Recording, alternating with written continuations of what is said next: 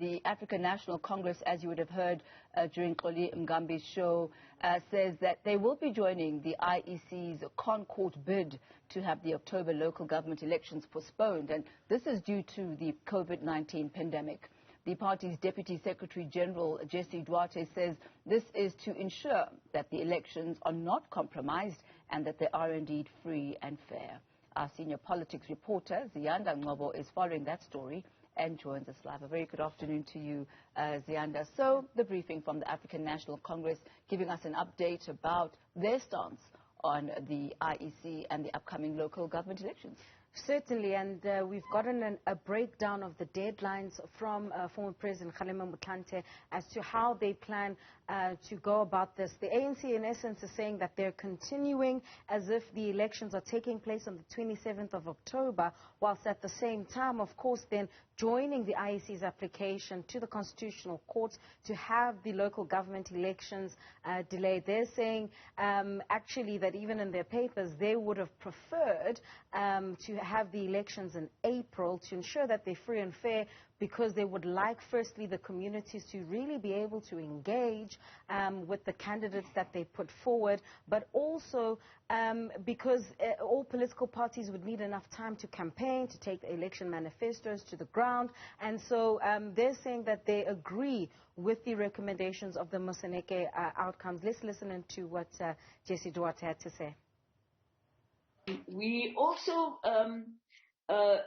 will be presenting we will be joining in the Constitutional Court request for the elections to be postponed to February in terms of the recommendations of the Moseneke report. We will have an NEC Lekgotla in August from the 21st to the 23rd. We will focus primarily on COVID-19, the pandemic itself, economic reconstruction and recovery. We'll talk at length about local government and the capacity of the state, as well as climate change and a just transition. One of the other issues that was discussed this morning earlier on, Ziyanda, is the issue of threatening messages via SMSs that are circulating. Give us a bit of context regarding that.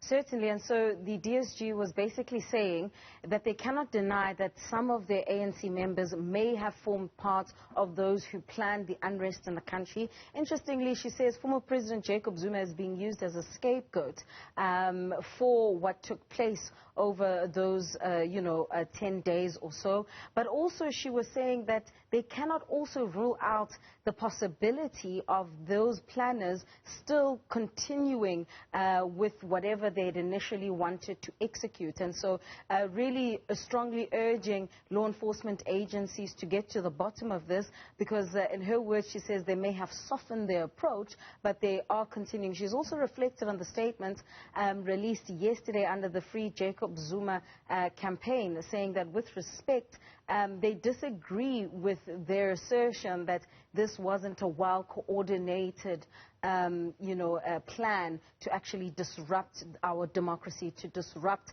our economy in essence. And so she was basically saying they will be also taking action against those ANC members that they've identified within the organization. Let's hear what she had to say.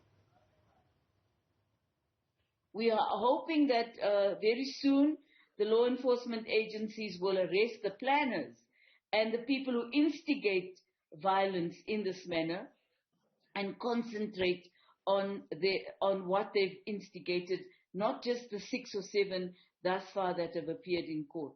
Yesterday, another SMS came out. We are studying it. We understand that it is a call for a second phase of protests and hopefully the planners will now understand that it cannot continue in the manner that they wish to. Democracy has opened its doors for people to assemble and to air their views. Our country has never stopped people from freedom of speech, freedom of assembly, but what we cannot allow is for people to instigate violence. So, Ziyanda, the African National Congress says that it proposes April as the month for the local government elections. Any plans on the selection of the candidates? So very interestingly, for me, what came out of the briefing, I mean, what's not unusual is the fact that the ANC will present 4 candidates, well, the branches, I should say, but the finalization of the nomination process is only complete once the community has actually been able to air their views. And so what is interesting, I think, for me was the question that the former president was asked to say, well, what if the community says, well, we are not happy with all 4 of the candidates, and the one that they express confidence and respect in is not an ANC member, because that could very well happen, or if they're not an affiliate of the tripartite alliance. And so Motlanthe is saying that, well, they would sort of have to encourage that particular nominee to actually now become a member of the African National Congress. And so in terms of the deadlines, I think he said the 9th of August is when the community meetings need to be concluded. The 23rd of August, according to the IEC, is when all the political parties need to submit their candidate lists, and also somewhere in between then, the provincial working committees need to deal then with all the appeals, all the changes, in case the communities actually say, nope, we're not happy with all 4 of the names that you've put forward. These are the candidates, and so they would have to rework that. It's quite a tight, a very, very tight timeline. It's very interesting, that this is going to continue whilst those legal processes unfold, and one would hope that the Constitutional Court would come back before the 27th of October, but as I've said, they're preparing as though it's going ahead as planned. And I do believe that we have a bite of the former president explaining, the panels, who sits on the panel, and how the process unfolds. Let's take a listen. We are planning right now as if the elections will take place on the 27th of October. It is very tight. Our major concern is that an election must be free and fair, and that political parties must have an ability to properly explain their manifestos to the electorate and present their candidates in a well-organized manner. 80% of our branches have elected their candidates, but have not concluded the community meetings where the candidates are presented, and where the communities can participate in the selection of an ANC person who will represent them as a candidate in the local government election. Ziyanda Ngcobo, I guess we'll leave it at that then for this afternoon. Thank you so much. Thank you. Thank you. That's our Ziyanda Ngcobo there.